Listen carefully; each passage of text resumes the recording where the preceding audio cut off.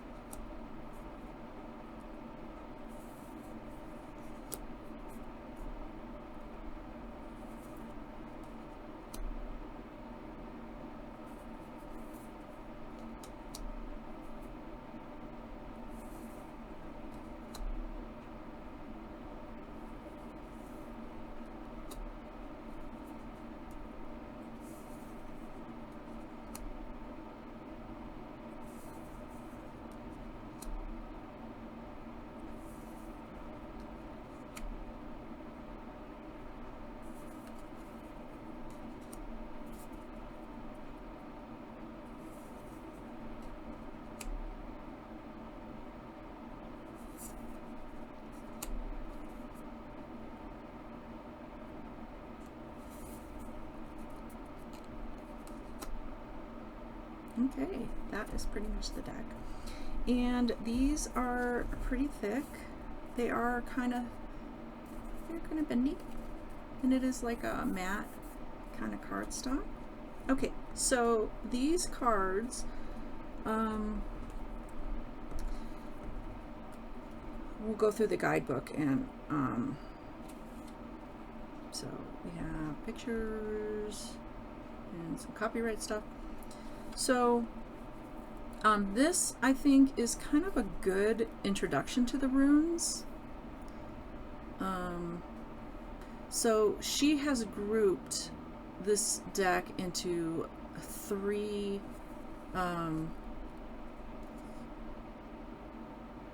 I don't know, the deity, if you want to call him that. I'm sorry if I got that word wrong. But you have Freya, Himdall, and Tyr. I'm sorry if I butchered that. So, and they don't have the name of that on the card, as you notice. They have the I want to say Celtic name, and then you have your table of contents, and then she goes into an introduction to the cards, and then she says that she has, with each symbol,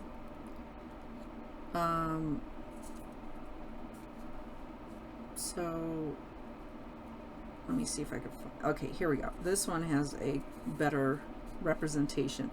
So she basically each symbol with the familiar, and then she has the crystal that qualities are associated with that rune, which is the rune is up here.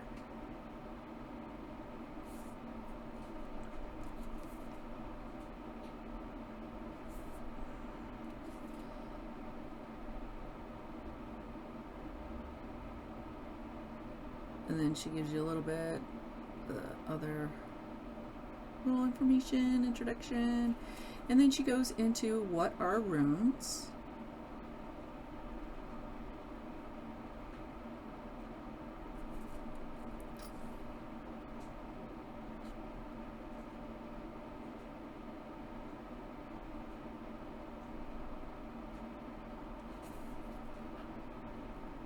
Yeah, so it's a Norse god or goddess, not Celtic. Sorry. So you have Freya, the goddess of love and battle, second to Himdall, the god of foresight, and the third to Tyr, the god of war and justice. And then she just goes on to her explanation and stuff, and I'll let you read that at your own leisure.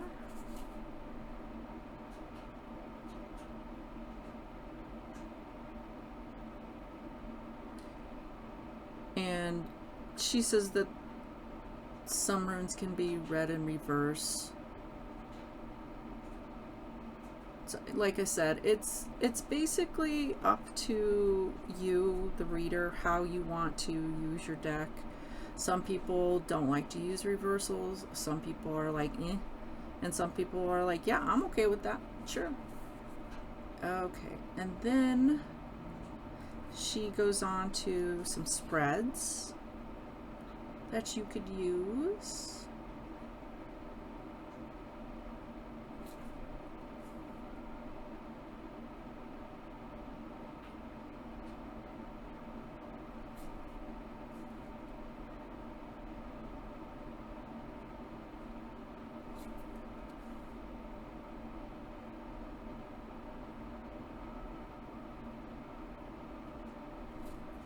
Which is always nice when they give you little extras in the guidebook. like that. Okay, and then she gives you a little bit of how to navigate the guidebook.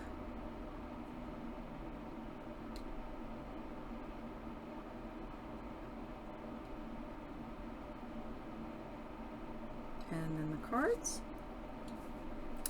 Okay, so I used the first one. Okay, so I'm not even going to try and pronounce Feyu. I want to say that. I'm sorry if I said it wrong. But we first have the squirrel.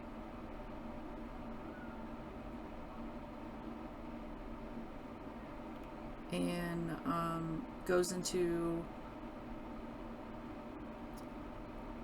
the different meanings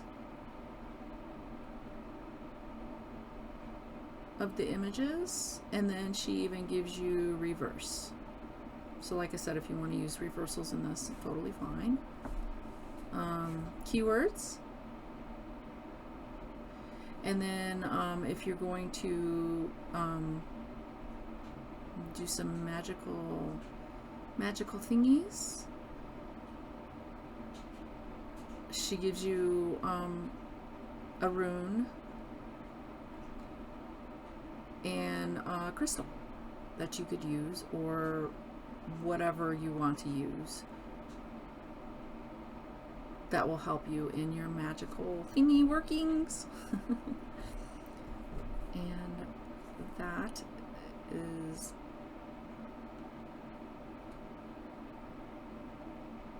pretty much it. So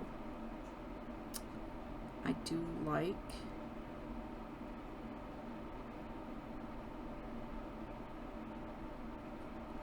the guidebook, so you can see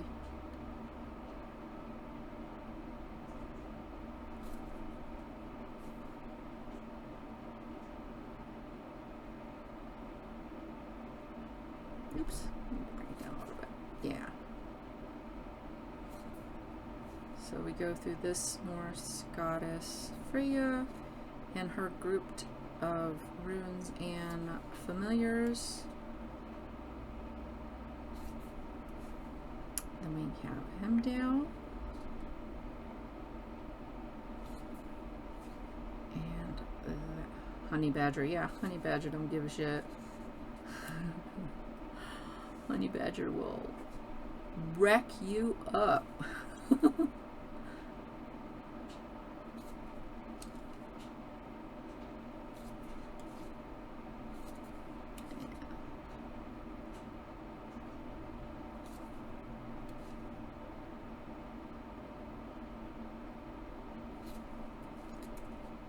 And then you have this tier. I'm sorry if I keep butchering that name. Okay, and that is pretty much it. And then you've got back and some link. Alright, so let's see who wants, and shuffling. If you have trouble with little cards, shuffling, yeah. Or if you don't, it's still a good shuffle. Okay, let's see. Who wants to say hi? Give us a message. Perthrow. I think I said that right. Okay. Perthrow is under Hemdale, age 28. Okay. The two-headed snake, with her third eye open, is able to see all that is fated and yet to manifest. Living between the known and unknown, she counts prophecy as her domain. Cosmic and primal laws unfold before her, and she moves between their patterns, playing out her unique journey of the choices she makes of her own free will. Perthrow, like Elwaz, I'm sorry, is a deeply mystical rune and deals with the fundamental mysteries of the universe, such as the flow of individual and collective fate. The arrival of Perthro in a reading is a good omen if an outcome is yet unknown. It represents individual choice interacting with fate. There is an underlying joyfulness to this rune. It is also a birthing rune connected to the woman's mysteries, which, given the inherent risks, initially unknown outcomes, is probably why it is also connected to gambling for the ancients. In reverse, beware, failure is likely, so take no chances, don't rush. Keywords: good omen, fate, the unknown, initiation, the occult, magical workings. Carve this birthing rune on an amulet as a charm for the well-being of a mother and child and for a quick, pain-free labor. Okay, so I don't know who needed that message, but there you go. Alright, so that is pretty much it, what I have for this little pocket deck. Let me know what you thought of it, and if you either bought it or got turned off by it and didn't buy it for whatever reason, let me know, because I am interested. And if you would like to see a deck in a future video, let me know as well, and I will see what I can do. I'm always coming across new decks. But once again, thank you so much for spending your time with me, and I hope you will join me with a future video. But until next time, take care and goodbye, my dears.